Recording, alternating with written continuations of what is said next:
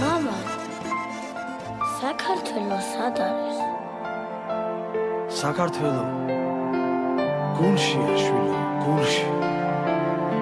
მამა, მომიყევი საქართველოზე. იქ სულ სხვა გაზაფხულია, იქ სულ სხვა სიყვარულია, იქ სულ სხვა გვარად ათბობს მზე, იქ მიწა და ლოცვილია, იქ ისეთ კბილად მღერია, ჩვენ დაბრუნება სელია, ჩვენი ფესვები იქ არის, იქ ზღაპარს ამბობს ჭადარი. საქართველო როგორ